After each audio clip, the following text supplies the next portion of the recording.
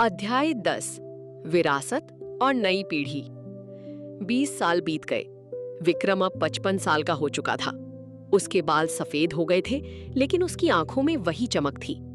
उसने अपनी कंपनी को बहुत बड़ा बना दिया था। अब वो एक अंतरराष्ट्रीय कंपनी थी।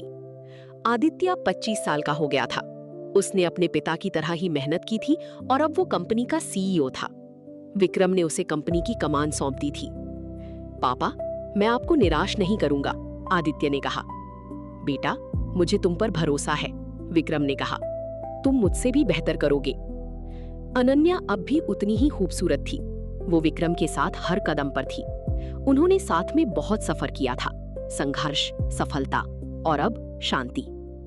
विक्रम, हमने बहुत कुछ हासिल किया है, अनन्या ने कहा। हाँ अनन्या, विक्रम ने कहा, लेकिन सबसे बड़ी उपलब्धि हमारा परिवार है। प्रिया अब एक प्रसिद्ध डॉक्टर बन चुकी थी। उसने अपना खुद का अस्पताल खोल लिया था, जहां गरीब लोगों का मुफ्त इलाज होता था। वो अपने भाई को देखकर गर्व महसूस करती थी। भैया, आपने मुझे इस मुकाम तक पहुंचाया है, प्रिया ने कहा। अगर आप नहीं होते तो मैं कभी डॉक्टर नहीं बन पाती। प्रिया, तुमने मेहनत की है, विक्रम ने कहा। मैंने तो बस तुम्हें रास्ता दिखाया है। एक दिन विक्रम ने अपनी पुरानी घर को देखने का फैसला किया। वो छोटा सा कमरा जहां उसने अपनी जिंदगी की शुरुआत की थी। वहां पहुंचकर उसकी आंखों में आंसू आ गए। यहां से मेरी जिंदगी शुरू हुई थी, विक्रम ने कहा। मैं एक गरीब लड़का था जो अपने पिता की पेंशन के लिए रोता था। और आज आप एक सफल बिजनेसमैन हैं, आदित्य ने कहा। आपने हमें गर्व महसूस कराया है। विक्रम ने अपने पिता की याद में एक फाउंडेशन शुरू किया, सुरेश शर्मा फाउंडेशन, जो गरीब बच्चों को शिक्षा देता था। उसने अपनी माँ के नाम पर एक अस्पताल बनाया, मीरा हॉस्पिटल। माँ, आपने मुझे जो सिखाया है मैं वही कर रहा हूँ, विक्रम ने कहा। एक दिन विक्रम ने अपनी डायरी में लिखा, मैं एक गरीब लड़का था, लेकिन आज मैं एक सफल इंसान हूँ। मैंने अपने परिवार को सपने दिखाए, उन्हें पूरे किए, और अब मैं समाज को वापस दे रहा हूँ। यही सच्ची सफलता है।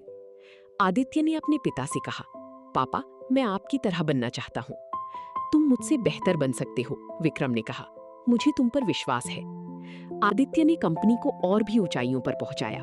उसने नई नई तकनीकों को अपनाया और कंपनी को दुनिया की टॉप कंपनियों में शामिल कर दिया।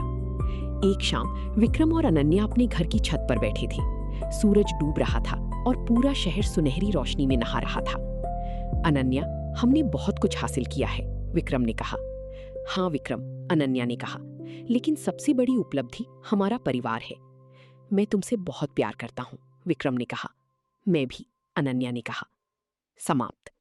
ये कहानी एक गरीब लड़की की है जिसने अपनी मेहनत और लगन से अपने सपनों को साकार किया। उसने अपने परिवार को गर्व महसूस कराया और समाज को वापस दिया। ये कहानी हमें सिखाती है कि गरीबी कोई कमजोरी नहीं है, ये एक ताकत है, अगर हम उसे सही दिशा में इस्तेमाल करें। धन्यवाद।